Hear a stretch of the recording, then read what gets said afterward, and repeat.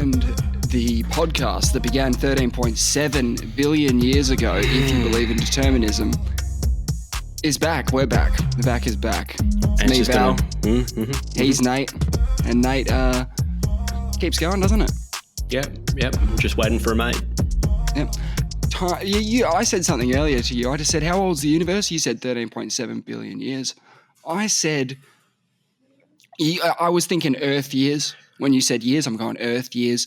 And then you said, yeah, but time is all relative, so what the fuck do we know? And then you started talking gibberish. Please pick up from the bit where everything was just energy. I'm pretty educated on this. I'm full bottle. Yeah, I'm full bottle on this. Yeah. No, I think your guess is as good as mine at this point. No, but when you say everything's just energy, time would obviously behave differently if there's no mass around, no gravity. Yeah, mass took a long time to. It was all just energy, pure energy. Mass is just distilled energy. You can see why people go straight to the creation myths. That's way more believable. It's totally. Way more believable. I know. It makes it's so much sense. So much more. Well, yeah, it can make. No. In the sense that like it's words in your mind. Yeah, you can conceptualize a garden. Yeah, you can. I can believe in a God just saying, "Let there be light." Yeah, I can believe that. I can't believe in just like something from nothing and energy just going bananas, and then eventually, right. Helium and hydrogen starts distilling out of the heat, the intense heat. What nonsense!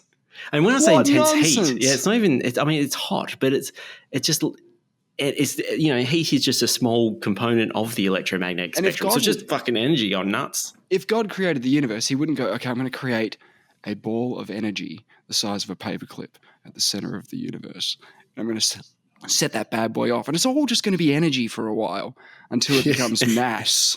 And you're like, what? What are you talking about? Just do the light, get the land, get the sea, get it done in 7 days, please. Not 6 days. 6 billion. Not this. Yeah, 6 days. And not have this a rest. 6 billion years rubbish. It's rubbish. Anyway, I can see why people turn to the myths. But then once you have the energy. Let's just say that it's hard to explain the Big Bang part of it. Once you have the energy, then the rest of it is actually relatively easy to explain. Yes, because as I said, mass is just another form of energy. Just condensed. I like to think of mass as being the ice of, let's say, energy steam. In this case, there's only two phases of energy. It's either energy, electromagnetic radiation, or it's mass. And so for whatever reason, I don't understand under what conditions it becomes mass. Yeah. But then once you got it right, so you got lots of energy, and then the first thing you have is hydrogen and helium, and then they start, because of gravitational forces. Now you've just got this huge cloud spread across an infinite amount of space of hydrogen and helium, and then some hydrogen starts sort of bunching together, and because they're bunching together, they're creating like a bit of non-uniformity. There's a bit of a gravitational attraction to that area now. And so all the hydrogen and helium starts falling in on itself. And then you have this huge amount of hydrogen and helium under intense pressure because there's so much of it, creating so much gravity. And just for the folks at home, hydrogen's the stuff in water and helium's the stuff that makes your voice go funny. This is rubbish. This is rubbish, mate. And then it just ignites. You're fully indoctrinated, bro. Boom. And then you just have an explosion that lasts for a couple billion years. A couple billion years explosion. How do you feel about that? I love that. Love that. Infinite explosions. Yeah. And that's creating heavier elements, and they're spewing those out into the ether. Yeah. Hey, so I thought about it a lot about our friend who got in touch, who said something to the effect of he's been reading the old Bibles in the original languages and learning ancient languages and stuff. Alan Animus. I've done the opposite. I've gone on this website and it tells you, or you can look for any Bible reference. It'll tell you where it's from, and then it'll give you all the different Bibles. There's one called the Easy Bible. Have you seen that one? Wow, that sounds cool. So you dumb it down. I don't want the OG source. Give me whatever your best guess is in words I can understand. Give me your best guess in language that I understand. So I was having a read through Genesis, through Exodus, through a bit of Deuteronomy, because there's a lot of rules in Deuteronomy. Yeah, the shellfish. A lot of things you're not allowed to do. Yeah, yeah. What'd you see? Well, I think in Deuteronomy, if you see your neighbor working on the Sabbath, you have to kill him. Jesus. It's pretty intense. Ooh, that's a big penalty. And so the Sabbath's Saturday, isn't it? I don't know. It's Sunday, Saturday? I think we've gone through this. I thought it was Sunday. I always thought it was Sunday, right? You go to church on Sunday, you do fuck all on a Sunday. But I'm pretty sure the Sabbath is a Saturday. I think it is. It's like, Jewish stuff. I would have picked a Monday, personally. Monday would be nice. Hey, so even better than an easy Bible, I want to hear more about that. But I've heard that there's a cartoon Bible, like a Marvel comic. Yeah, okay. Well, you got to get around that. There is a Marvel comic.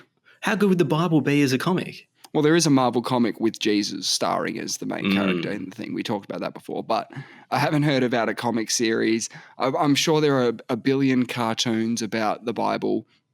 Plus, there's a Ridley Scott movie called something, and there's another movie with Russell Crowe called Noah, and it's about Noah and the Ark.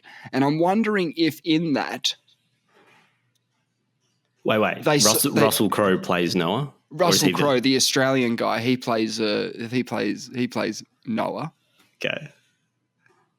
So does Noah have a missus? He has to, right? Yeah, of course he does. Because he repopulates the world. Yeah, okay.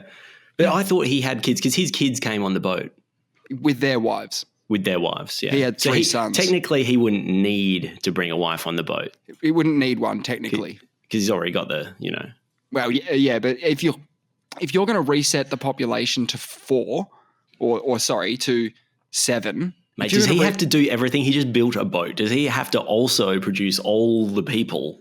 I think he mentioned that, yeah. I think God did mention that in his things to tick off the list.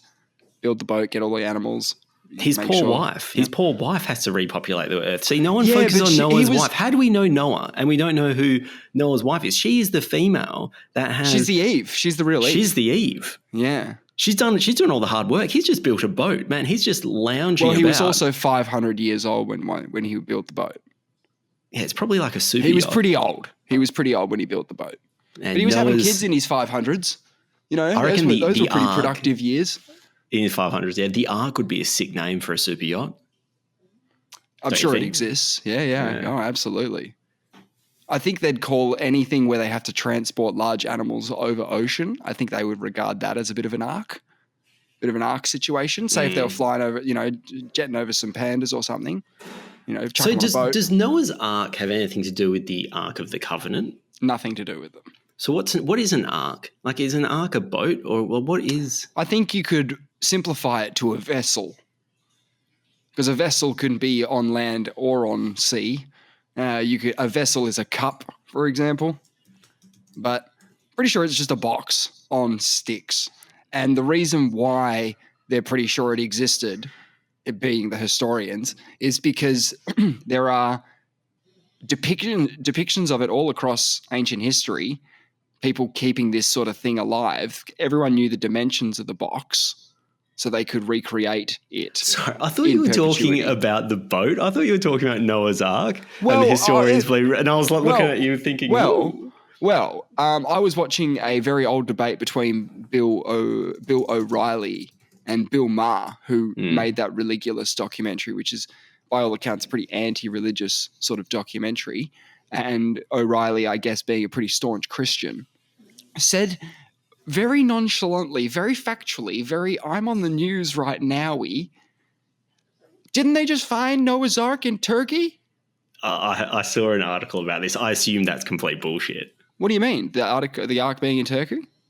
The Ark being in Turkey, or the Bill O'Reilly said it? Bill O'Reilly said it. I saw it. But no, I was compelled by the Noah's boat story. I was compelled by how do they place the boat as being Noah's? Like, what kind of actual evidence, hard evidence, would they have to link Noah? It's just a boat, isn't it? It's just a big boat. Well, that's the thing. Or is it the location of the boat? And a good friend of the pods, said that on one of our podcasts years ago. He's like, no one's just saying it could have been just a big boat from a while ago. No. We're talking with certainty. He said back then, this is exactly his quote. He said, what do you think the percentage is that they're sure that this is Noah's Ark? And it was some Christian archaeologists. And what percent would you say if you were out there and you're like, look, we found a big boat in the mountains? What's the percentage? Yeah, what would you say the percentage? Well, I guess you can't say. You can't even say zero. Okay. You shouldn't say zero. It's not but zero. It's a near zero. It's very might close as well to zero. be zero. Yeah, might as well be zero. Yeah. Let's round it down. Zero. Yeah, I'd say 1 in a million is good. They said 99%. 99% sure it's Noah's Ark. Anyway, we both agree that the flood myth is probably something that actually happened, right? We both agree on that. Oh, totally. We don't think there was any. There's actually data. There's data on that. Yeah. So what I'm saying is that you and I both agree that story probably happened in some way, shape, or form, and there could have been a bloke who evaded the flood and the problems by building a boat. Right? He could have. There could have been, for sure. I don't think there was any. Hey man, you need to build this boat because it's coming. He didn't have any warning systems up unless they were super advanced and they had a very good idea of what was about to occur. Didn't God tell him? God told him, obviously. Yeah. Obviously. God gave him a warning. Obviously. Yeah, of course, yeah. Obviously. Yeah. Did Noah have a history of building boats before this? Do you know? I don't think he was a shipwright or anything. I think he was just a good bloke that God liked. He liked him. He just liked him. Man, you wouldn't want to be a lawyer and then God tells you better build a boat real quick because there's going to be a massive flood. Yeah. I suppose you could just purchase a boat. You're like, do I have to build it? He's like, yeah. You've got to do it. Don't get someone else to build it. You do it. Jeepers. So, yeah, Russell Crowe is in a Noah's Ark movie. Yeah, good casting. But what I was fascinated by is whether or not they would even bring up the fact that he's 500 years old, or whether or not they just leave that out for the Hollywood version. Like, do they really go 400 years later and Russell Crowe's just still, all good, I'm still going. Oh, boat time. Got to get on the water. So, and the other point I was going to make is that, so I could believe that also, because I believe the flood myth was a real event in our history, I could believe that a boat got shoved on a mountain. I can absolutely believe that. Yeah. So it was compelling to me, even though I would have read the articles 15 years ago and gone, oh man, they found Noah's Ark. That's pretty cool. You know, I would now say I need a geologist in there to be like, is this a rock or is that boat? And if they go, it's boat. Actually, you wouldn't do that. You'd go, he goes, it's not rock. And then you go, great, get a shipwright in. Is it a boat? And they go, yeah, it's a boat. Then they got some interesting things there, for sure. What a needle in a haystack to find Noah's Ark. It's fascinating because there is a long history of Mount Ararat being the final resting place of the Ark. Oh, sorry, yeah, of Noah's Ark. Why is that? Mount Ararat's mentioned in the Bible. Yeah, I saw that recently in Genesis, yeah. Yeah, it's in the right area. Because the reason I circled it, because I circle things that interest me, is I really like Ararat Kebabs at near UWA. There's a shop that makes the best kebabs in Perth. Yeah, hands down. It's Ararat. So when I saw Ararat, it'd have a mountain thing. You'd have a picture of the mountain, right?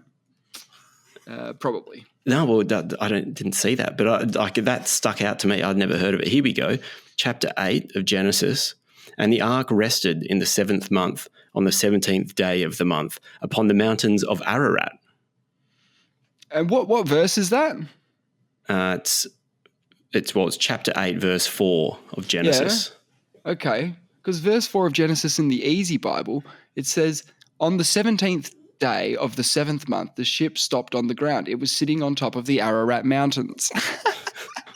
That's your Easy Bible translation for the people at home who don't speak And so Bible. It has every verse, does it? Yes, dude. This is great. I'm telling you, we should compare. You should tell me a verse that you're confused by, and I'll give you the easy version of it, because I'll be able to give the easy version. You might have some trouble understanding certain bits, and I'll just give you the lowdown on what the easy. This is great, actually, because I've got so much of it doesn't make sense. I just have to flick through and find some question marks because they're everywhere. Yeah, and if you've got a Bible quote that needs checking, there is the Easy Bible out there. You can just get it on the internet. You can like click around. It's got everything, man. Everything. So I'm just trying to find something that I like really care about. It's a big book. Okay. I haven't actually read this, but let's see. Deuteronomy 25, verse 9. Mm-hmm. Then shall his brother's wife come unto him in the presence of the elders, and lose his shoe from off his foot, and spit in his face, and shall answer and say, so shall it be done unto that man that will not build up his brother's house. Wow, that is really interesting. Is there any preamble to that? Because what's this brother's doing? There's a lot. All right, let me just give you the lowdown on that one. Verse 7. There's not. So chapter 25, verse 9. I thought you said 7. Okay, 9. If that happens, his brother's widow must go near him as the leaders watch. She must pull off one of his shoes, and then she must spit in his face. She must say, this is what we will do to a man who will not give descendants to his dead brother. Okay, that makes more sense. So what they're saying there is that if your brother dies and he's married, you have to give her children. Yeah. Otherwise, she gets to spit in your face and take your shoes off. Take your shoes off. One shoe. What man? Come on. Not one shoe. One shoe. I mean, it makes perfect sense. And we're not monsters.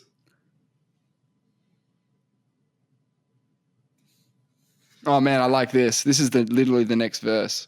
After that, people will call that man's family the family of the man who lost his shoe. Right? It goes on. Perhaps two men are fighting each other. The wife of one of them comes to help him. She tries to save him from his enemy who is attacking him. Perhaps she takes hold of the man's sex parts. If she does that, you must cut off her hand as punishment. Do not be sorry for her.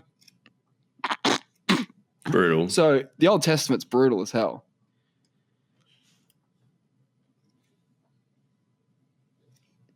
Yeah, the Easy Bible is a good way to go. See, one reason why I want to read the King... it's probably not, right? No, well, it's no, but you get more meaning from it. But whether it's the right meaning... Perhaps not. No, honestly, man, I'm not getting anything from this. This experiment, yeah. I'm struggling so hard. I'm trying to plow through because I wanted the King James version. I feel like is the most authoritative. Is it? Is that just the one that sold you the grew most up copies? With? That's most. It sold the most copies. So I mean, on that metric, does it hold the most weight? I don't know. What's the second most sold book in history? If it's the Bible, would it be Harry Potter or something? Oh, after the Bible, I'm pretty sure it's Harry Potter. Yeah. Which version of the Bible is the most popular? Yeah, I think that's fair. I wonder what the Pope, what version of the Bible does the Pope get around? Well, he's a Roman Catholic. And what's that mean? Probably the KJ. Probably the King James Bible. He's probably a big fan. Okay. So KJ, 55%. This is Bible Translate. Wikipedia is just, look, it's the first thing that's come up on Google when I've asked. King James Version, 55%. New International Version, 19%. Oh, wow. Okay. The New Revised Standard Version, 7%. And the New American Bible, 6%. They name these like I name files on my desktop. The new revised, the new revised.txt, revised, the final one. Oh, man, this one's sick. The Living Bible. Oh, I like that.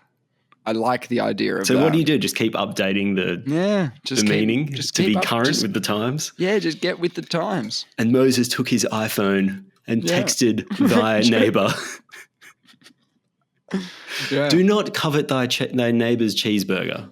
Yeah, do not covet thy neighbor's goods. e.g. cheeseburger/iPhone. It's all relevant. You got to make it relevant, right? It's got to be relevant. Oh man, imagine if I should do a Nate version of the Bible. Just every time I read something, just write down what I think is happening. And then what, everything else is as standard? If you understand it, you just leave it? I wouldn't be leaving much. Yeah, it's hard. It's a hard read, but so is Shakespeare. I think you'd That's have true. a hard time That's reading true. Shakespeare, man. I And think you'd have a hard time. hieroglyphs. I can't read. So there's a newspaper from 1895 or something that I've got. I find it difficult to read. Yeah. And that's from my city that I lived in my whole life. It's There's not even a newspaper. translation. It's English. It's English in your I city. can't understand it. And to give you some context, imagine showing a text message from today that you might send to me or I might send to you, something like, talk to you later, brother. Send, right? You go, talk to you later, brother. And they would probably not understand what the fuck you're saying. It's all different now. I think going backwards is the same as going forwards. Speech changes over time. I think it took ages for Australia to get the accent. We were all from everywhere. We were I wonder how the British. Australian accent came about. Is it because of the climate or something? What is it? I've said it before, even on this show, that I think it could have been the Indigenous Australians' effect on us as part of us being. That's great. It's NAIDOC week. Yeah, that's where I think that's a very interesting idea. I mean, that makes a lot of sense to me. Well, Like, I said the climate. Here's the Doesn't make any interesting part. How do you go from British to American? Because we went from British and whatever else to now what is known as the classic Australian accent or whatever. I don't even know if that's good. I think what I just did is an American trying to do an Australian accent just then. I think I'll just do Crocodile Dundee, I think how you going is the most easiest way to. I can't even do it. I can't do anything. Because you've just got a normal. You've got a normal it's accent. neutral, man. I've told you this before. I've got the neutral accent. Got a neutral accent. Thought it for my whole life. I'm the only one with it. It's weird. Man, everyone else is just weird around me. They've just got these weird orbits. I'm just here on the planet, just being normal. You could say how you going. How you going? Yeah, that's decent. Call that a knife. Yeah. And then again, you're doing knifey spoony before. You're doing The Simpsons, doing an Australian accent again. Like this is what we get brought up on. Hey, I saw a great Simpsons bit just quickly. It was Marge and Lisa watching TV at home, and it's a guy. He pulls up to a gas station and honks his horn. 3 babes come out wearing bikinis to like service his car. One pops the hood to make it look like it's his dong. One does the windscreen wipe with her boobs over the hood. Classic. And it's this rock. Yeah, classic. It's this rock music playing. And then it shows the next chick and she's got the petrol pump. She's got the hose and she puts it into the petrol pump and looks at him with nice raisy eyebrows. Yeah. And then it goes and zooms in on the chick's cleavage and she's got a cross on and it goes, "The Catholic Church, we've made a few changes." They got on board, man. Sex sells. They figured it out. They cracked the code. Yeah. Lisa says something like, "Mom, these Super Bowl commercials are getting weird." So it's like Super Bowl Catholic Church ad. Man, I reckon someone at the Catholic Church saw that and thought, fuck, we missed out. We missed out on a real opportunity. Yeah, it was a good one. No, I was thinking about the first peoples of Australia today because of NAIDOC week. Mm-hmm. I am just like, I admire the longevity of the culture. Obviously, it's amazing. It's incredible. It is amazing. And the connection to country, I've mass respect. I'm jealous. I'm really jealous. I wish I had that. I agree. And sometimes the idea of going back to being living the traditional Aboriginal way is just so sexy, but I'm focusing on all the sexiness about it and not thinking about the mosquitoes, the stub toes, the dirty feet, you know what I mean? Yeah, I understand. It's a product of sort of modern life, is that we willingly put ourselves into these cages.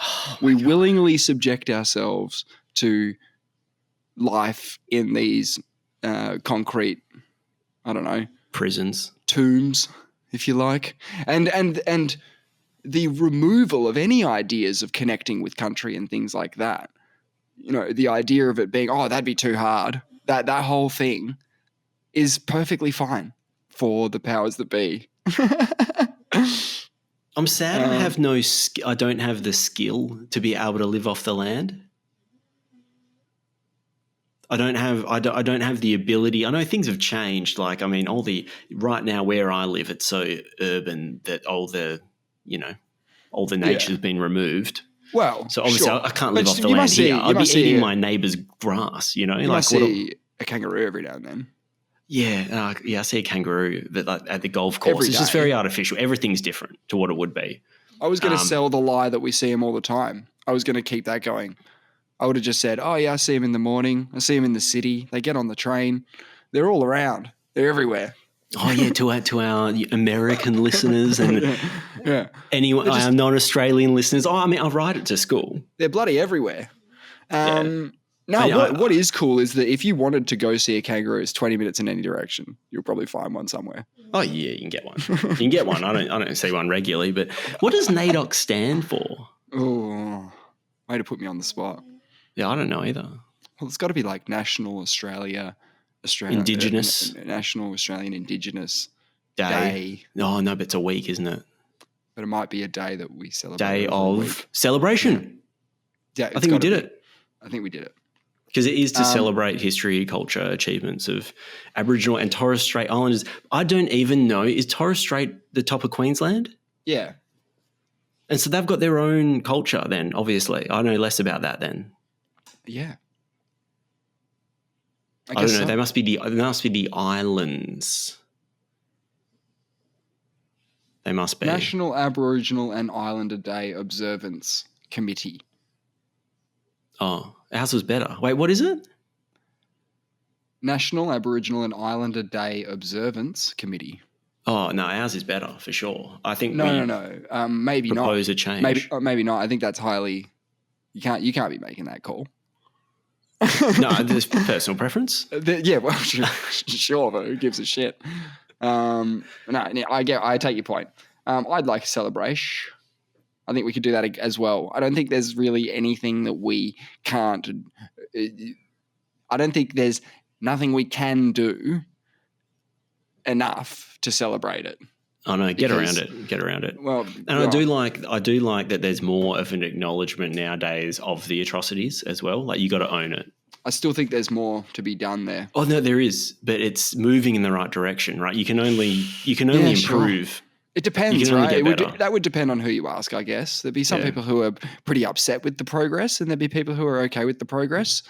I don't think saying, oh, everything's going real great is a fair call. No, because there are people who are very disenfranchised with the whole thing. Yeah, totally. I just think improvement is a good thing. The rate of improvement could be better, could be worse. It just is what it is, I guess.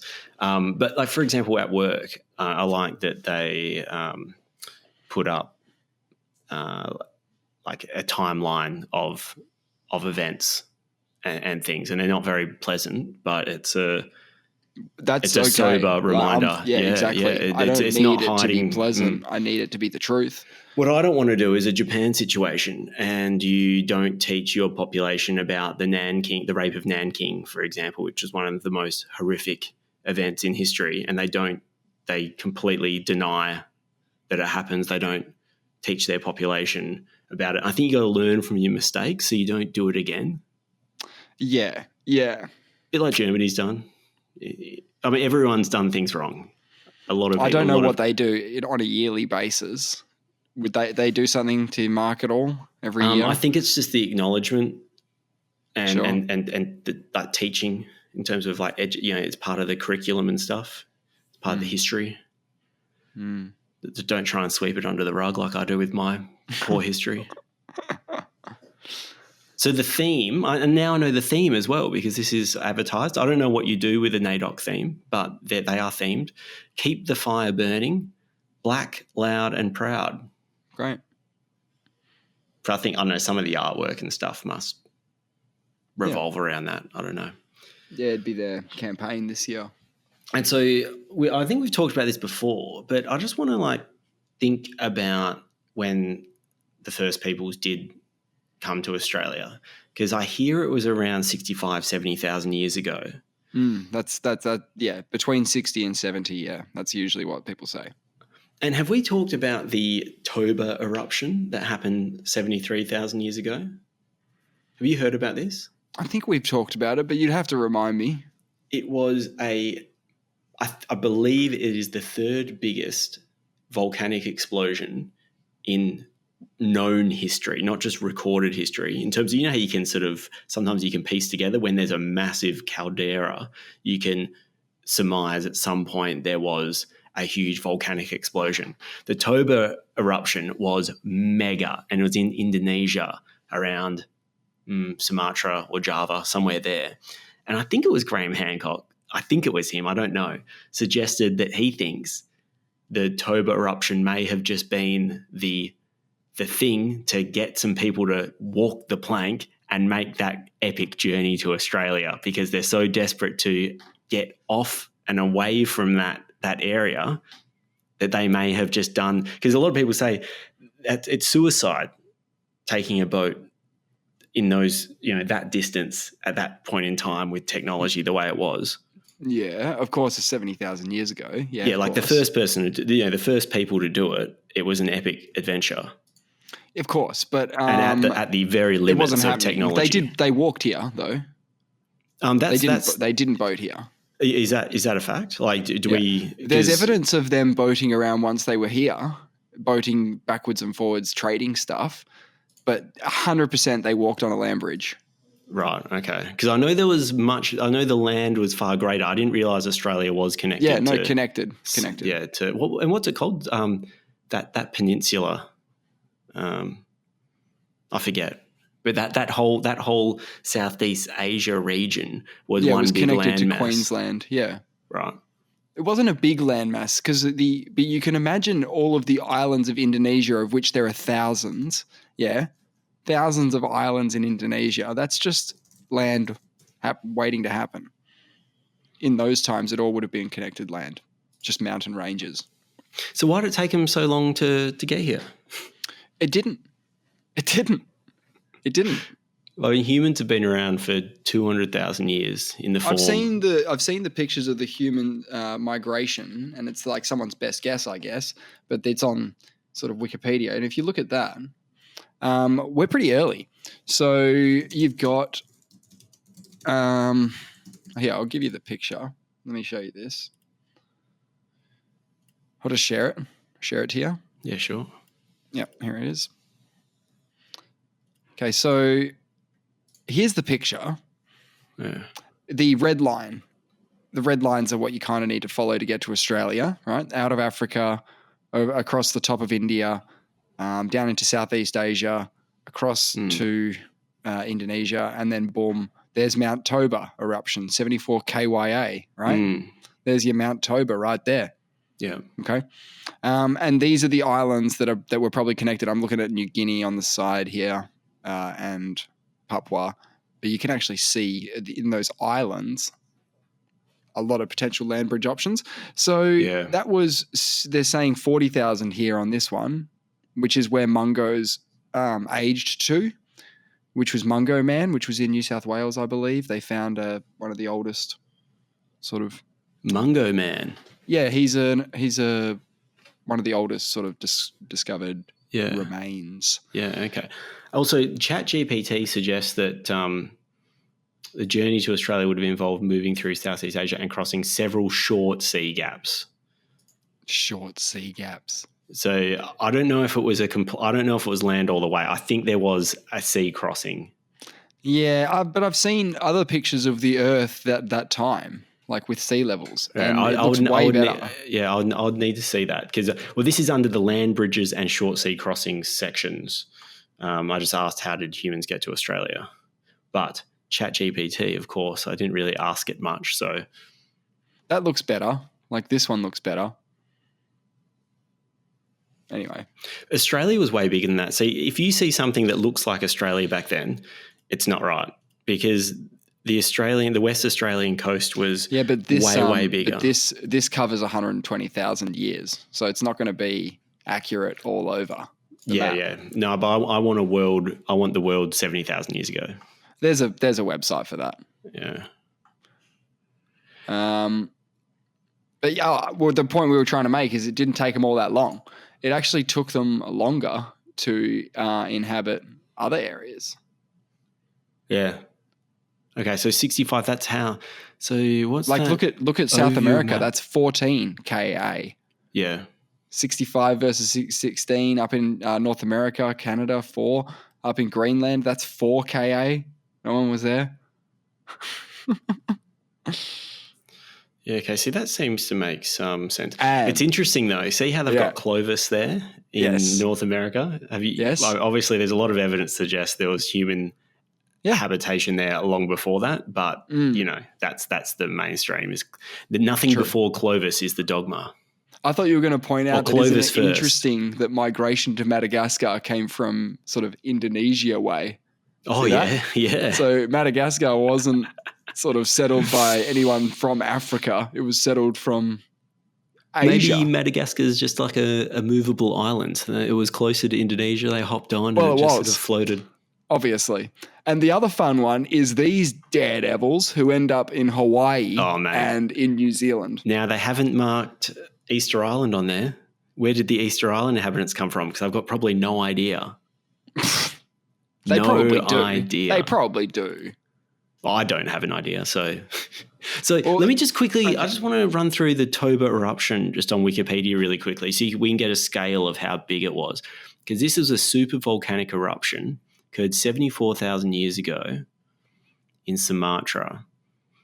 So there's a huge caldera, which is a sunken, fallen-in volcano called Lake Toba. Yes. Give me a look at that. Yeah, it's pretty serious. That's a pretty big lake. Okay, I just want to get an idea. Okay, blah, blah, blah. This last eruption had an estimated VEI of 8. A VEI is a volcanic explosivity index, making it the largest known explosive volcanic eruption in the Quaternary, which is the current and most recent of the 3 periods of the Cenozoic era in the geologic timescale of the International Commission of Stratigraphy. Yeah. And one of the largest known explosive eruptions in Earth's history. It's pretty cool that it was so recent. And so my point is, I know that Aboriginal culture it's mind blowing how long ago it started and how long ago it was. Like 65,000 years is just it's a long time. Of course, people just before they colonized Australia, just before they got to Australia, would have witnessed this mega eruption. Imagine the sound of this thing. If Krakatoa went off in that area and we heard it in Perth. Heard it in Perth. Yeah, that's pretty wild. Imagine this thing, one of the biggest eruptions in Earth's history. You're suggesting that they heard a large bang and went, let's go, let's bounce. No, I think that the fallout would have been so catastrophic. It would have caused a mass exodus. I think you got to go. I want some. What these people, what Wikipedia thinks about the fallout effects of the eruption. Sure. Some bloke from Michigan Technological University estimated that the total amount of material released upon the eruption was at least 282,800 kilometers cubed that flowed over the ground and that fell as ash mostly to the west. I'll keep scanning this and let you know if I can find any actual... While you do that, I have got a picture of today and best guess 70,000 years ago, and there's a line there called Wallace's Line, which apparently is where many Asian and Australasian animals separate. Very interesting. So you've got that's a good line indicator there, and interestingly, nothing that lives on this side lives on this side from an ecological perspective. So that's quite fascinating. That's very fascinating. Yeah, and you it's can quite see high how, up as well. You it's can quite see close. how Queensland, West Australia is way bigger. As you can see, it stretches further out to sea because Tasmania is connected, so our coastlines are all extended. Yeah, and then you've got the full connection of Queensland. It doesn't have a tip anymore. It's just full landmass all the way up to Guinea, right? And East Indies, on this map is what they call it here, looks like the size of America. Jesus. Yeah, it's a scary spot. There's also this thing called the Toba catastrophe theory, which suggests that the eruption caused a severe global volcanic winter of 6 to 10 years and contributed to a 1,000-year-long cooling episode, resulting in a genetic bottleneck of humans. Ah. Wow. So it was a serious deal. It was a big deal. And even if you weren't in the area, the drop in food production globally would have, killed, decimated, huge amounts of people. That's what's going to happen even if they say if there's a small nuclear war between, for example, India and Pakistan, which is some believe the most likely place for a nuclear war. Even if they have a small nuclear war, it's going to cause a nuclear winter that is going to kill millions. Of course. That's Maybe why we don't have little nuclear wars. It's amazing. Keep doing it, guys. Keep it up. Yeah, the thing is like the hand of the clock is just mid-click to midnight. Terrifying. It's funny. You're talking about this eruption thing, and it would have been really bad for everybody. It's like we can do that ourselves now. We're not impressed by you, volcano. We can do that in our own backyards now. It's no big deal. Oh, loud explosion, bang. Oh, sure. Oh, we can do that. Nuclear winter. We can do it. Yeah. Yeah, so I mean, we worry about all these things. Well, I don't, but the Google algorithm knows that I'm into asteroids. Okay. So I get headlines about, speeding asteroid seen, blah, blah, blah. I never click on them because there's always asteroids at the end of the day, and there's just so much clickbait. But anyway, I'm into these, catastrophe theory, I think. But we don't even need that because we're bringing the catastrophe now, like you say. Mm-hmm. Yeah. It's like we got it. We got this. Did you know 70,000 years ago? Man, did you know that like 80 years ago, dropped it on a city or two? 80 odd years ago. It's like not that long ago. Not that long ago. Yeah, but I think Krakatoa, like the scale of the Hiroshima nuclear bomb isn't even that big though, as compared to what can be built now. What can be built now, and also the like even the Tunguska event that we were talking about. I think that was 100. I think they measured that at something else. I'm thinking it was 1,000 times greater than the Hiroshima bomb. Yeah, but that Hiroshima bomb was only 15 megaton or 25, depending on which one you're talking about. Yeah, it's a little one, but just the fact that something little came out one. Keep saying little one like it's nothing. Like, it was the smallest. It was a tiny. No, it was bomb. the first. It was just the first one. Yeah. So in the scale of nuclear bombs, it's a baby. Yeah, but that's a really it's not very nice, is it? No, but you're comparing. Yeah, I'm not saying anything about its effects. The effects are catastrophic. Yeah, it's really when you bad. drop it on a city. Yeah, but like the way you're talking about it, sort of is like you're flying by on the plane. You're like, it's just a little baby one, just a little baby nuke. It's no problem. Just deal with it. And honestly, if the Tunguska event, which was 1,000 times greater, the explosion from the Tunguska, which they think was like an asteroid, right? Or it was definitely an airburst meteor. So it didn't even get to become a meteorite. Oh yes, that's only when it hits ground, isn't it? So it's a meteor in the air. That's right. Mm. Yeah, so that was asteroid, the largest meteorite explosion in modern geological history. So that's just so fortunate that occurred in a remote region. If that absolutely. occurred over a city, Oh, man. we would have a different view about the power of a meteor. Yeah. It would go down in history. Like, most people would have no idea about the Tunguska. Like my friends and people at work, if you told them about this, they'd say, "Oh, it's not a big deal." But if that went off over San Francisco, Do you think if something happened today, like a Tunguska event, right now, it happened somewhere, we'd have shitloads of data on it. We'd be able to analyze this shit. We could actually see how it works and all that sort of stuff. It'd be really interesting. I mean, as long as it doesn't wipe everything out, that'd be really bad, or cause problems that cause us to have lots of other problems. That would be really bad. But if it happened now, at least we get some data on it. The Tunguska event was over 100 years ago, maybe more. Over 100 years ago, Yeah, and they had have to they just measure have the to trees. They measure how the distance of burnt trees, and they go, it burnt trees for hundreds of kilometers. So I think it's a little bit more scientific than that, in that there's this stuff called nuclear glass that gets developed, and there's all these they can. So they made this. I think these assessments on some pretty serious scientific data. But you're right, they didn't. There were almost no witnesses. Yeah, because it was in almost Siberia, no one right? fucking in saw the middle it. Of nowhere. They don't even know if it killed anyone. They don't know. They think that maybe a couple of people died, but it's so remote and there's so few people that they just didn't have the data. Mm. Yeah, the census was out of date. Do you reckon we're going to get some notable event in our lifetime? Well, that's a really open-ended question. With no and if I gave you an answer to yes that, or there's no. nothing. Yes there's or nothing no. behind it though. There's literally nothing behind it. It's a gut feel. A gut feel. Nah. I'm just going to say yes, because it would be nice to live in a time It'd where be I could nice. say, yeah. I'd rather it happened after, if we're being honest, because it doesn't sound all that fun. I mean, I know you're chomping at the bit for this chance to jump into survival mode and be, I don't know, like Bear Grylls or some shit. But I'm pretty fine with this. I am terrified, if it actually happened, to find out how little I know about surviving.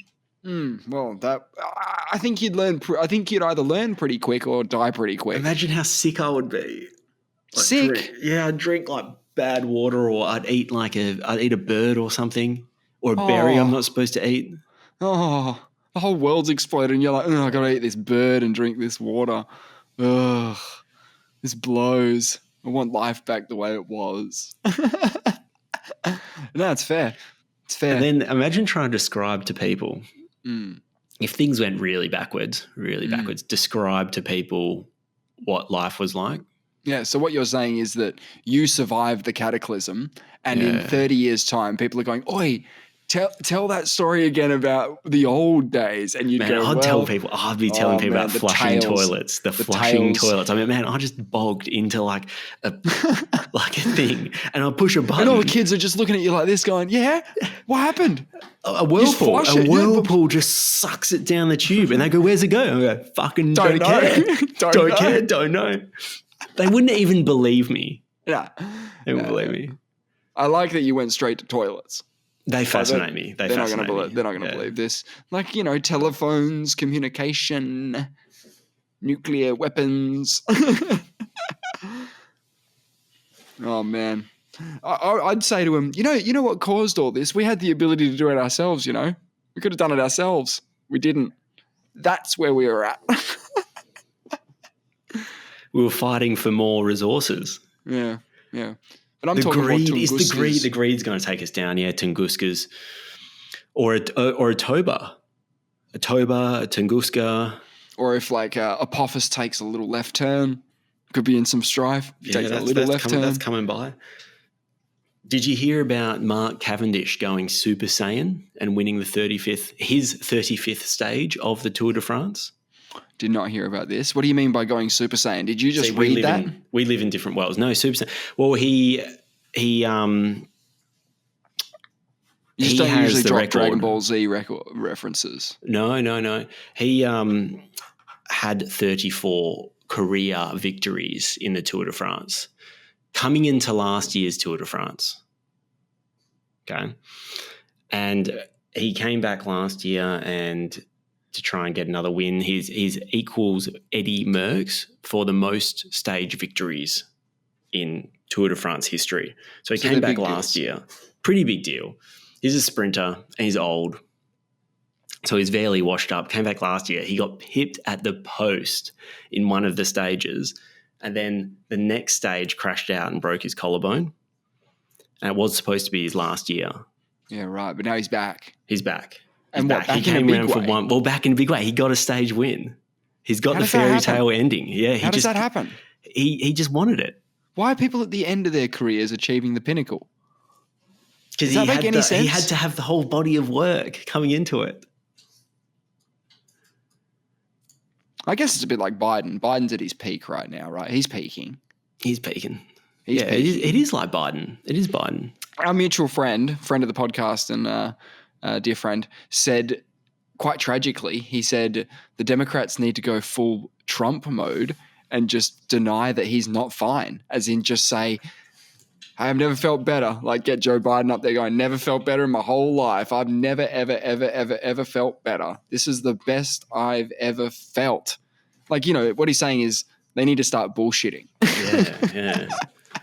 Which is what Trump does. Trump goes out there and goes, I had the best day ever. And you're like, no, you didn't. Yeah, No, give you him a didn't. bit of his own medicine. Well, like, but isn't that so tragic that people have to resort to just the politics that worked Lying? one time? No, because it's giving in. It's saying, you've got the right approach. We're really shit at this. We'll start doing what you do. That's an admission there that no one will do. No one is willing to do. So, yeah, it's messy. It's messy. But we were on here last week. He was at Camp David having a chat to his peeps about whether or not he should still be in the race. He's doubled down. He's saying he's in. He's the man. And his evidence for this is that he beat him before. That's what he's going with. I beat him before, I'll beat him again. Maybe. We've got the two oldest presidential candidates fighting to become either the oldest president or the second oldest president, breaking their own records, basically, just passing it to each other. Yeah. It's shit. It's shit. So their combined age is over 160. Yeah.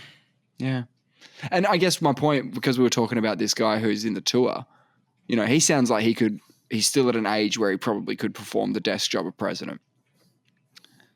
He's all there mentally, obviously. He's all there. He's had an amazing journey. His art's been nuts. He speaks a lot about his mental health issues, really openly about it, which is quite fascinating because he's a super tough guy, as he would be in this industry.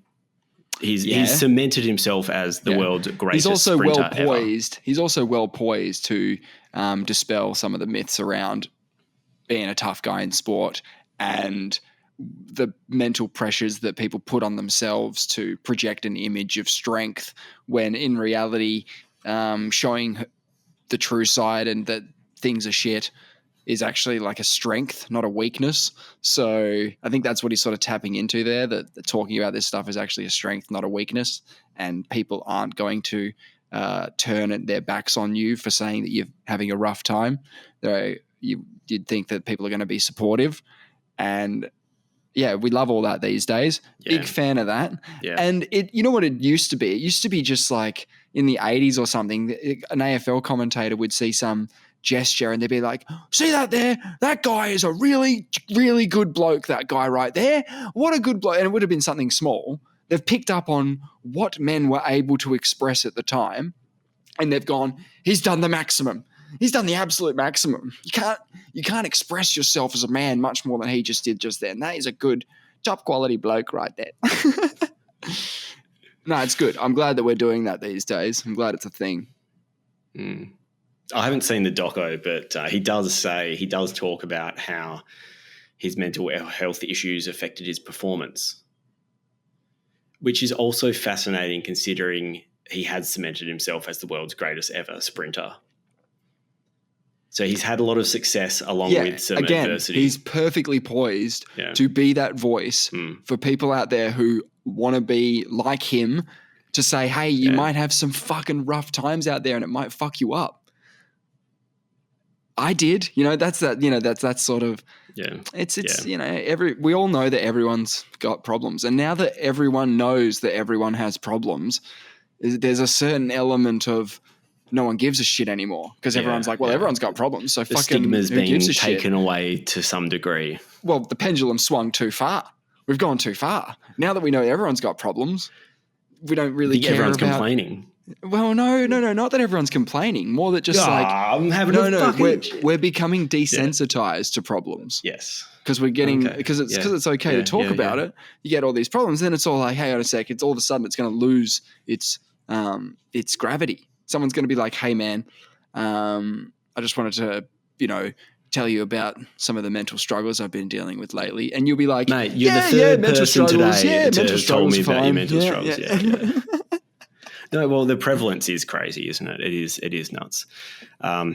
He was actually vomiting on stage 1 during the race, and he won stage 5. Pretty nice. Pretty good. Nice. It was one of those fairy tale endings. It was pretty cool. So it's ended? No, he's still in the Tour de France. He wants more than one victory. He doesn't want to stop at 35. Why would you? He's still racing. He's still going. Yeah, but this will be his last Tour de France. He said last year it was his last one. He said he was an old man. How old is he? He's probably not as old as us. He's probably, I think, he might be 38. And is that like usual retirement age for one of these athletes? Well, we're talking, you have to be at the he won a stage. Yeah, sure. Of peak performance to beat everyone else in the world. Sure. So he is 39. So when they retire from, say, doing stuff like the Tour, which I assume is a pretty big toll, would they still be racing in other stuff? Like, are they retiring from like this road racing stuff, or are they retiring from all that shit? Do they ever get on a bike again? Do they ever go to a baseball game ever again? What's the deal? Oh, he's still ride. I don't know. I think it's more Tour de France. Yeah, the highest level of competition. Yeah, he'd go for a ride with his mates. Yeah. Get out there for a trundle. Torch him. Just like, all right, boys, see you at the coffee shop. Gone. Cycling's super dangerous, though. A guy died before the Tour last year, and just on a downhill descent because they go downhill at 100 plus kilometers an hour. But it's not the deadliest sport. We all know what the deadliest sport is. Badminton. I think it's lawn bowls. They'll get you. So it's because they're daredevils, bro. It's a dangerous sport. Borat pointed out very early in the LEG experience that if you take a lawn bowl and you smash someone's head many times with it, it would hurt. And he's right. It's probably what LEG said. Well, that's what Borat said. So Sacha Baron Cohen said it as Borat. But because he's trying to tell him that it's a safe sport. This guy's trying to sell Borat this lie that lawn bowls is this safe sport. It's got probably the most fatalities of any sport, easily. So, just be careful when you're on the greens is all I'm saying, because it's, you're a daredevils. I respect it. It's also probably because you think you're safe. You think you're safe in the lawn bowl environment. But you might not be. Yeah. You're safer in a boxing ring. Have a think about that. You're safer in a boxing ring, getting your head punched in. It's wild. But you've got your wits about you in a boxing ring. Yeah. You're aware of the dangers. Yeah. Yeah. Yeah, you're like on high alert. You're sort of spinning around. Yeah. When you're just lounging about in lawn bowls, the vending machine falls over, or the meteor falls out of the sky, and you're just not ready for it. Yeah, it kind of reminds me of a bit about the danger that I felt in India in the cars there, because when you're driving around the streets, I wasn't driving, but anytime I was, I thought there's so much danger around that everyone just knows that there's danger around, so everyone's hypervigilant. Does that make any sense? Yeah. Everyone's hypervigilant, lots of danger. In Australia, you come back and everyone's very nonchalant out there. There's no hypervigilancy on the roads, but the danger's low. And they're driving 110 kilometers an hour with a beer in the hand. They are also driving one hand on the wheel. Yeah. I think the max speed that I saw a car go while I was in India was about maybe 50 Ks an hour. Because are you saying this? Yeah, he's loving that. Can you hear him? I can't. I hope not, but I can't hear it right now. But I might hear it later. My dog's just licking himself. Not in the genitals, not what you're thinking. He's just licking his paw. But he's licking it so vigorously. All I can hear is this sloppy jalopy. I hope it's not coming through because it probably is. Man, I have realised that my dog is a scab. He's a complete scab. What does that mean? He doesn't Doesn't contribute. He doesn't do anything. Yeah, what is a scab? I think of when you used to get scab duty, you pick up rubbish. Yeah, but he's obviously not a scab by that definition. Is he picking up rubbish for you? No, has he done something wrong? Is he being punished for something? No, but so he's not a scab. He's a moocher. He's a scabby. He's a lazy mooching. He doesn't bring in anything for the household. So what's he do? So nothing. He does nothing. He brings love. No, he was going to do that anyway, man. He might not tell you that, but he was going to do that anyway. He just takes and takes and takes. I've had up here. Yep. Think about getting rid of him. Yep. Might just accidentally back over him or something out of the garage. Whoa, that got dark. I thought you were just going to let him go and be a caveman like your dream. Like he can figure out survival skills on your behalf and then you'll meet up in 5 years' time after the cataclysm and he'll teach you how to string a bow. He'll teach you give back. I might, the ways. Yeah, he'll say, I heard what you said back then about me doing nothing and I'm here to repay the favor. I've got a survival kit. I'm actually set up over here. Yeah, he could take down some large animals and then he would take me to them. He would run up to me. He would bark at me. I'd say, hey, what is it? Did Timmy fall down the well? He'll say, even better than Timmy falling down the well, I caught a buffalo. Oh, fuck yeah. Now, in my thing, he's gone full Planet of the Apes. He's speaking English with perfect diction. He's just talking English to you. Because if the cataclysm happens in 5 years, by that time, we're going to have that thing in your head that you can talk to animals, where you understand what they're saying and thinking. Like Ace Ventura. Better. Wow. Better. Literally turn around to Luffingham and go, mate, can you stop licking your stuff? I've had a gutful of you doing nothing around here. And he'd say, I am sorry. Oh, he stopped. You did it. Well, because you looked at him quite aggressively and said, mate. Oh, he's back. He's back into it. He doesn't care. Hey, so I was looking into Bronny James more. Because you didn't think he was going to perform. I just had just vibes. No, we're both right. The possibilities are it's the best father-son duo ever, and we get to see something crazy happen. That's one side of it. That is the other side of it. That's the side. Is it? That's one side. That is one side of the side. And the other side is it's a complete flop, and neither of them play very well, and it sucks. Okay, we're actually both right, but we're forgetting a very important thing, which I didn't realise. He was picked late in the second round. Yes. Second round picks do fuck all always. Other than two examples in modern history, Nikola Jokic, who's like how was he picked? Triple MVP. I don't know. Yeah. I don't know how he slipped through. How did he not get picked up? Yeah. No idea. And someone else that I recognise. Other than that, so they went through all the 55th picks in history, and one guy has made a career and the rest of them haven't played a game. So it doesn't matter. You may as well pick up a guy who can play with his dad and do something cool, because that's generated more positive influence for the Lakers than picking up someone who does nothing ever and then you just get rid of him. Well, the other thing that I was going to say is that if he's second round pick 50, surely you picked other guys in the draft who would also be probably similar position or otherwise, and you have other guys in the squad and you've got a deep bench. You know what I mean? Like, they're not relying on this guy. Yeah, where does he come in? Only 3 NBA players in history have been picked with numbers equal or worse than Bronny. So he's one of the biggest turds ever picked up in the NBA. No offense. I mean, I love the fact. I love the fact. Yeah, you want to see it. You want to see it. You want to see it. You're one of those people who he's a talentless wanker by the sound of things, but I'm going to get his jersey or something. Maybe, probably not. But he's my boy now, because with all the odds stacked against him, with no talent, no he can stats, Karate Kid this shit. Yes. I want to see him have a career. I want to see him him to be, when they look through the 55th picks in the future, they go, LeBron James' son, he did it. Yeah, well, and his record, as in his current record, his past then, his future past, I like that. His future past becomes this retcon thing where they're like, he was picked up second round in the draft. People were just saying he was getting it picked up to sell a few T-shirts for playing with his old man. People thought he was shit. He had the worst numbers coming into the NBA ever.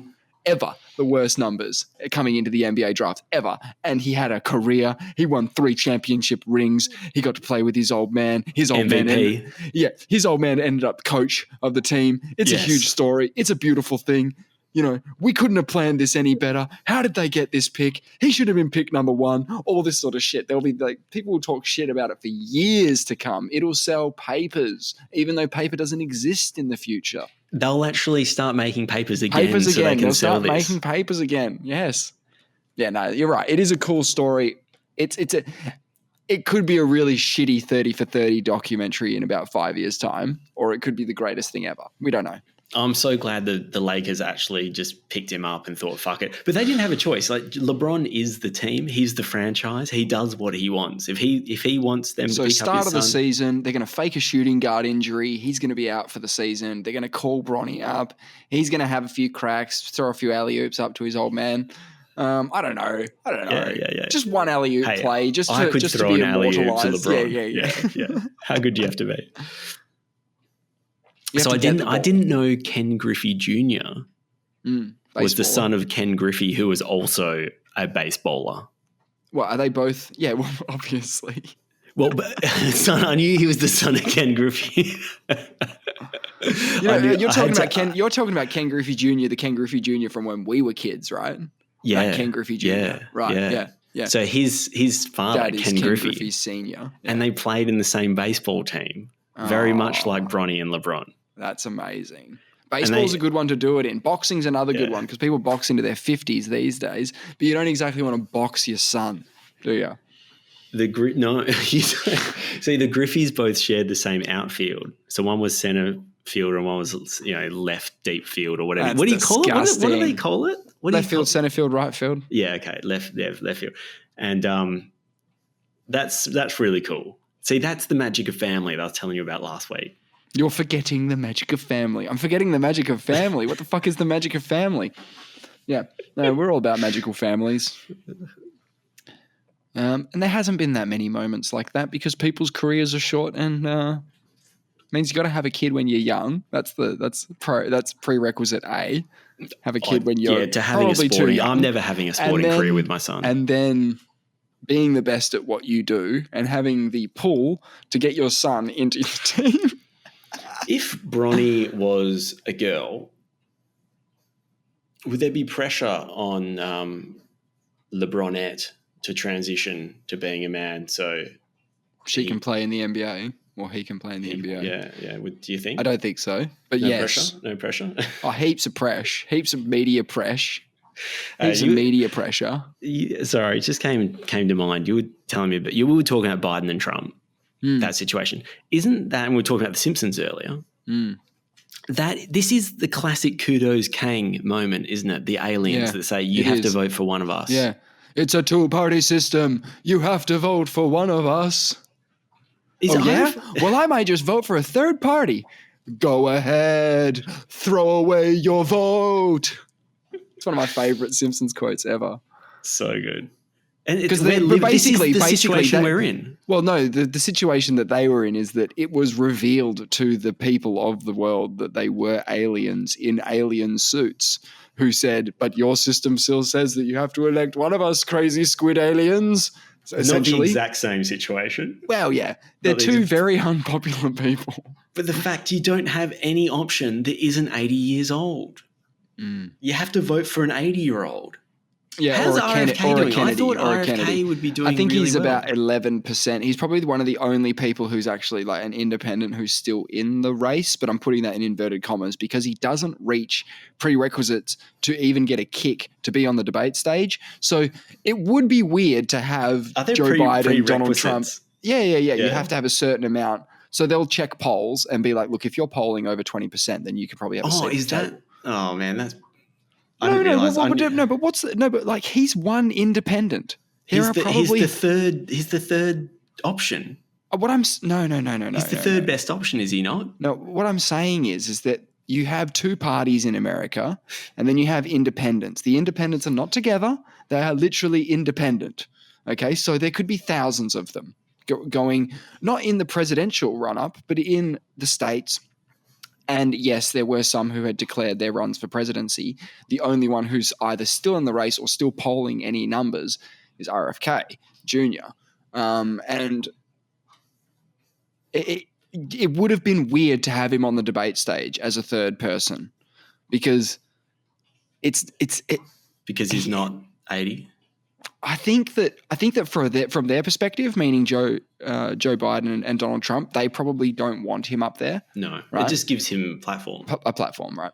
But also because he can probably upstage them on a couple of things, like being a younger man. He might have a better golf swing. He may have a better golf swing or a handicap. Heaven forbid. Have a 3-way golfing tournament off for the presidency. Just one hole. We've had enough. Yeah, one hole. A par 3 will make it easy. Or even just longest drive. Longest drive wins. Yeah. Oh, jeez.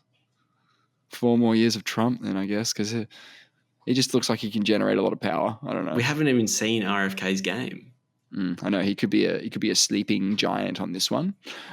Speaking of father-son duos. Yeah, and I just want to say quickly that previous debates have not had an independent there.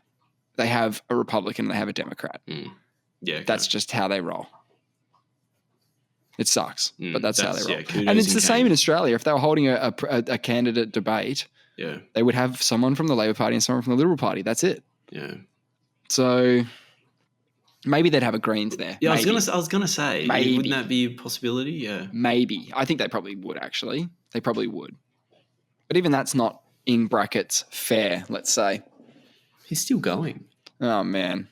Yeah, I'm going to have a terrible time in the edit suite if I have a listen to that and it's just all up in my ears. What are you doing? I'm just going to go back to it straight away. I reckon Luffingham for president sounds like a good idea. Hey, so I haven't finished Breaking Bad yet, but I'm in the last season. Well done. Yeah. I'm enjoying it. So had you never watched it? No, I had seen it, but I forgot. Yeah, so you're doing it again. Yeah. It's a rewatcher and you're on your second viewing? I'm going to have to get rid of this guy for your ears. All right. He's all right. For the benefit. Okay. It's a rewatcher. Yeah, I got the bit. I'm just going to give spoilers because it's 10 years old. Do you remember? It's actually more than 10 years old, but yeah, go on. Yeah, at least. When Walter poisons Jesse's girlfriend's little boy, Brock, and makes it out to be Gus. Remember Gus Friend, the chicken man? Los Polos. Yeah. So he's trying to get Jesse sort of back on side. So he poisons this kid, Brock, with some kind of lily of the valley plant that's in his backyard, and they have the sort of reveal at the end of the season because you don't actually know that he has done it. And then it shows a plant, apparently Jesse says, the doctors, looked into it and he was poisoned by a lily of the valley. And then the last closing scene of season 4 is like it sort of shows the name of the plant in Walt's backyard as lily of the valley. It was a good one. Yeah, so I mean, I haven't explained that well, but I remember thinking what's the point of bringing good that up? episode. It's where I'm up to. So I've just finished that season, right? And I'm heading into season 5. Yeah. Is that it? Is there only 5 seasons? Yeah. It's a brutal slog. Yeah, particularly when you. Yeah, it's not bad. What are you watching at the moment? House of the Dragon. Yeah. Okay. I'm still watching that. Yeah, I'm watching it on Mondays. How do you watch it? It sucks. What subscription do you need? It's on Binge. Yeah. Which is like the Foxtel one. I love so it's week there. by week. I love it. I hate it. I just want to watch it on my own time. Anyway, it doesn't matter. I'm getting through it. And it sucks that House of the Dragon didn't just release as a full season because I really enjoyed watching what made those shows week great. By week. Yeah, and because I like watching Alt-Shift-X commentary on it. Yeah, but he takes ages to watch. He takes ages to come out now. Does he? Takes ages. Yeah, you watch the next episode and 3 days later he's done last week's episode. Oh, so it's really hard these days. Yeah. They do a live discussion after each episode, like every week. But if you want that detailed breakdown, you got to wait like 3 days after the new episode comes out, which, you know, is fine. I mean, he's doing it for nothing for me. I mean, I like his videos. I just wish they were a bit punchier, a bit quicker. But now, take your time. Do your thing. Hey, I hear tickets to UFC 305 have come out. Is that right? Expensive, yeah. Are they? Are you thinking about they going? would be. I was thinking about going, but if the price is really, really ridiculous, I might have to not. But here's the thing. I always say that, like, if it's in your backyard, you got to go. And the reason I say that is because you're not paying for flights, you're not paying for accommodation, you're not paying for food and drinks in crazy places. You can be home at 2 p.m. that day, and you get to see the UFC live. What's it cost? I don't know. It'll be around $300 easily, upwards of 300. Yeah. And man, I can't late make to the it, party. But yeah, I reckon you should. I'm going to try. I just haven't done it yet. Apparently, I don't know who's on the card. Is there a guy called Steve Erceg on the card? I'd say so. They're going to try and get as many Perth boys on there as they can, but there's certain people who are injured and all that sort of jam. So it is what it is. Erceg apparently has. I got this out of the community newspaper that was put in my letterbox. He's got a 12-2 record. I'd never heard of him. But he fought for the title, dude. Did he? I don't pay attention. Like, I wouldn't know. I know who he is. I've never heard of him. So 12-2. He trains out of Wilkes Martial Arts Academy in Myaree. I know. Now, I have gone there for 2 jiu-jitsu lessons before. Yeah. So am I a colleague of his? Am I his training partner? Could I say I'm his training partner? You can. Yeah, absolutely. You could say that. No, good. I didn't think you were going to allow me to say that. Could I didn't think you were going to give me that. Like, you could say he's your contemporary because you've trained at the same school.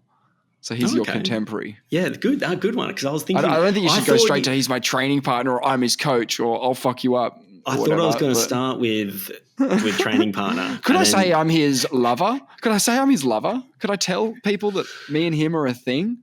I thought you were going to whittle me down to being acquaintances. Sometimes I like to. Sometimes I didn't know if you were even going to allow me to be an acquaintance though, because I've actually met him. Contemporary. He's my contemporary. Yeah, and I've got a 0-0 record, so I'm actually undefeated. That's one way of looking at it. Yes. Is Israel on the card? Yes. So he's the main event. It'll be Izzy versus Dricus du Plessis for the middleweight title. Okay, that's what the paper Steve suggested. Erceg versus Kai Kara Franca. Tiuvasa's fighting on the card. Plus a couple of other dudes. Look, the card's starting to form up as you'd imagine it would. Now, here's the interesting part. And I read this out to a few friends of mine who are Perth-based people who are into this kind of jam. Listen to this as background, okay? And get excited where appropriate. Okay? Okay.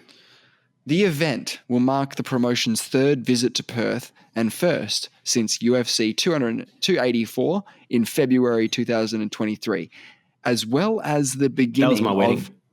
Yeah, I remember. As well as the beginning of a multi-year deal for twice annual events in the city. Really? In the city. We're going to get more cards than some places in America. What? That should be getting cards. Like, we're going to get cards over places that should be definitely getting cards. Anyway, it doesn't matter. We're going to get some cards. But they're not going to be numbered UFC events, are they? They're just going to be like fight nights and stuff. Annual events in the city. Yeah, but we're going to be say copying fight nights. From past experience, the last time it was in Perth, it was a numbered card. They've all been numbered. They've done lots of numbers here. Yeah. Okay, so you'll know more about this movie. Okay, so I hear Israel lost his title to Strickland. Yes, and Strickland lost his to du Plessis. So they've got a rock, scissor, paper thing going on. Now we got Israel versus du Plessis. So we've got rock versus. So if Israel.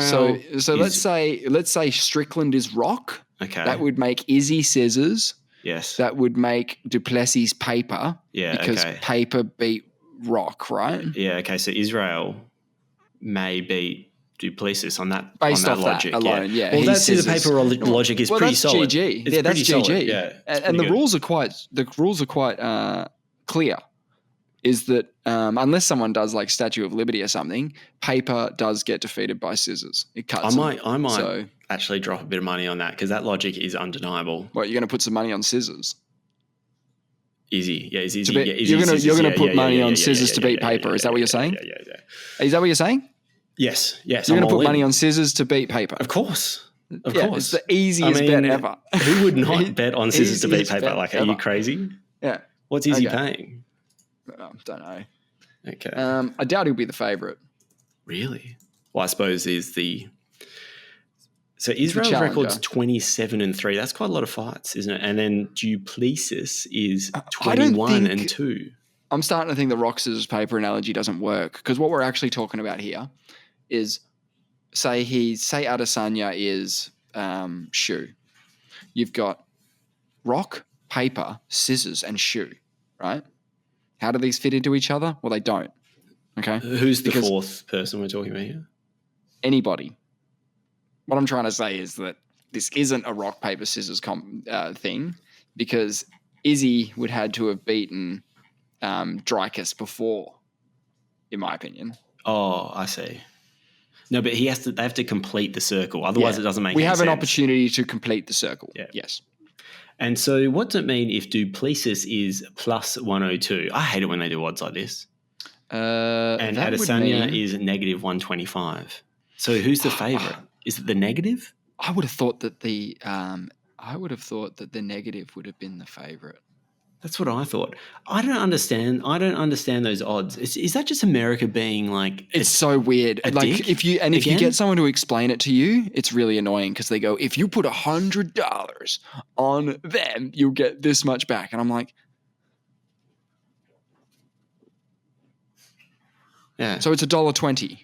So when they say plus 110, is that $1.20? Oh my God, I have no idea, man. It doesn't make any sense. Yeah, fucking hell. Okay. This is exactly what the people tell you when they say, how does it work? This is exactly what they say. American odds are centered around $100. Okay? Great. Not odds, just $100. A $100 bet at 120 pays 120. A 140 bet at negative 140 pays 100. Do you understand? Yeah. I don't like it. I don't like it. I hate it. I hate it. It's shit. That's the worst. It's shit. That is the worst. And I think it encourages bigger bets because otherwise you don't even know what you're doing. Right. I know you can just divide it all by 10 or 100, but that's what it's too confusing. Done, why don't they just get on board with the rest of it? Fuck. I know this isn't the imperial system, but it feels like it. It feels like it. Yeah. This doesn't feel metric to me. It's got non-metric vibes about it, and I don't like it. Yeah. They're just such pricks. If you get $100, why do I need $100? Just tell me what the odds are. Just tell me what the odds are. So, like, when you're at the roulette table and you're betting on a 3-1, even though it clearly says 3-1, are you going to go like, so if I put $100 on this, put your $100 away, mate. Put a $5 down. That's hilarious. My mum gave me a bunch of mushroom blocks.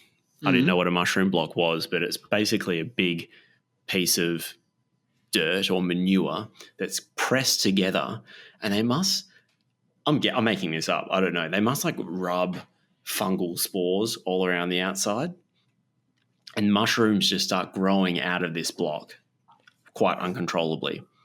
And you should cover it in plastic. Now I know after looking at some stuff online, and you slash some holes in the plastic, and the mushrooms will just grow out of the plastic through the holes and stuff. Like, so you cut across into the top of the block.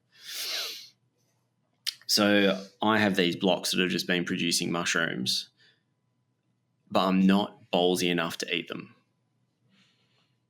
because it doesn't feel right not eating it out of a packet from Woolies. That's really weird, isn't it? I know. Like, if you pulled a carrot out of the ground, would you eat it? Yeah, I would. What's the difference? It's a mushroom. I don't know what you type of mushroom. I don't know what type of mushrooms they are. You don't trust them. I don't trust them either. I'm convinced that they're sentient. Yeah, I'm a little bit weird about mushrooms as well. I think because they're closer to animals than plants in the life tree, or That's whatever, why they the need their animal own kingdom. classification. Yeah, and so I'm kind of like, I don't really know what they're up to. I don't trust them. Yeah, I don't Yeah. like them either. And the mushroom blocks I have are just random mushrooms. So because you can't, the lady that my mum bought them from didn't have descriptions about what they are. It's just you get random mushrooms and you just That can't be right. yeah. You get them $2.50 a block. Of random mushroom. Yeah, so my mum just bought 3 randos and just gave me half of 2 of them. Well, I can understand why you're not willing to eat any of them. That's fair enough. One of them was really broad, and it was all white. It didn't have a brown top or a brown bottom or whatever. It was very broad, like from something from Avatar, and it had all the normal mushroomy things going on underneath. Yeah. So it kind of looked like a Egg McMuffin patty. Yeah. Like ready to rock. Yeah. And then the other ones looked like kind of like little penises. Oh, yeah, good. Yeah, they were very chody, very like sort of long, knobby. Yeah, don't trust them. Yeah. Nah, I don't trust them. And the whole irony of the situation was we had a mushroom noodle dish on Sunday night, and I'm pulling mushrooms off these mushroom blocks, and I wasn't ballsy enough to use our own mushrooms. Even though they're probably great. They're probably great, but I just don't know what they are. You don't trust them. I just don't get them. Yeah, no, and they're elusive. Like, they'll never let you know their true intentions. No, and the lady that my mum bought them from apparently grows some psychedelic mushrooms as well. So if you're buying random mushrooms, yeah, you get the wrong random ones. Yeah.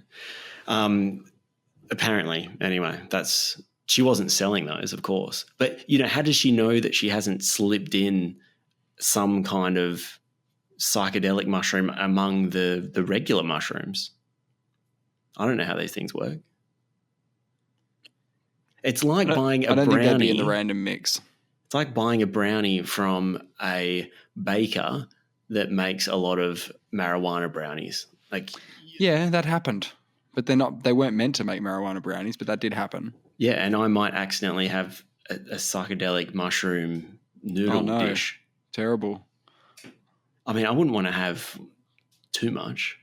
Well, no, you wouldn't want a accidental mushroom trip. That's pretty normal. No, I don't want an not accidental a strong one. No, you don't want an accidental one. I want a You don't want to be like, microdose. I've accidentally drugged myself. You don't want to do that. You have to prepare for these situations. No, it would be fun if you just had a very... No, that would not be fun. No, if you had nothing on. Oh, mate, then you've prepared. You've done it. You've successfully prepared. If I had it at work, it would be a problem. Obviously, that's what I'm saying. You don't want a surprise one. You want a one where you're like, I know this is going to happen. Here we go. Yeah, you don't want to be driving down the road and realize that. Yeah. There's different times. We're in heated agreement. We're in heated agreement then. Sort of. No, I don't trust them. Yeah. You can have them if you want. No, I don't want them. They're part of the animal kingdom that I'm not a fan of. Actually, it's not even the animal kingdom. What are you talking about there? It's the whole life. It's the whole spectrum of life. The fungi, and they fit into it in their own little category. Yeah, they've got their own. They don't want to be in the plants. They don't want to be in the animal section. They want their own little section. It's like such a high. I don't even know what you call something high up the chain. You know how you got genus, species, and family and genre. Yeah. Yeah, this is like a bloody kingdom. Kingdom. Well, one step below that. I'd say it's a kingdom. You'd have kingdoms. Do you have kingdoms, phylums, genuses, and species of plants? Phylum, good one. Is that of plants or just animals? I think that's a branch. Like that's a certain. I think you have that for animals as well. You have phyla and mushrooms. Flora? Yeah, and fungus. Fungus.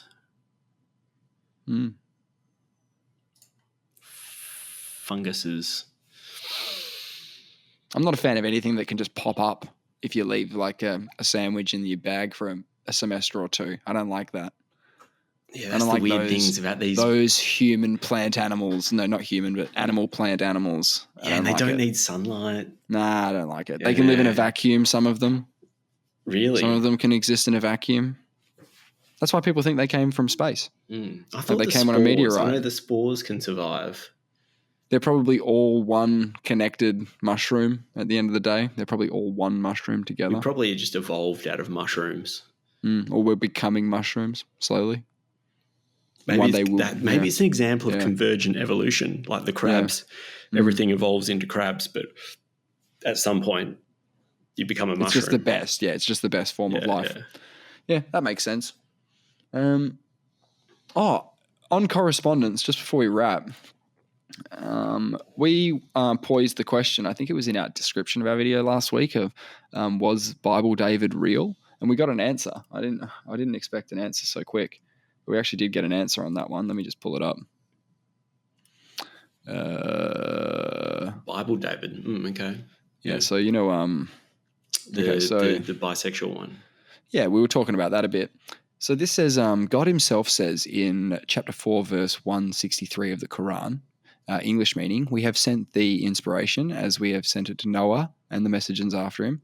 We sent inspiration to Abraham, Ishmael, Isaac, Jacob, and the tribes, to Jesus, Job, Jonah, Aaron, and Solomon, and to David we gave the Psalms. So yes, David was a real person. That's the comment, right? So there you have it.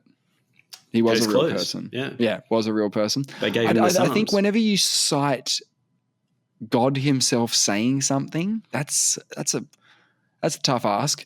But pay that. That definitely happened. Real guy. I mean, he kind of drew the short stick though, because Moses comes down from Mount Sinai and he's got the 10 Commandments, right? So he's been given something pretty serious. David just got the Psalms. Like, I mean, what the fuck are the Psalms? Well, no, but he did a bunch of other stuff. Like he's in the book killing Goliath and stuff. He's got some good shit in there. Oh, killing Goliath's a good one. So it's not just the Psalms, is it? Yeah, okay. No, he didn't just get the Psalms. He got other stuff. But I just wanted to share that correspondence with you because the question has been answered.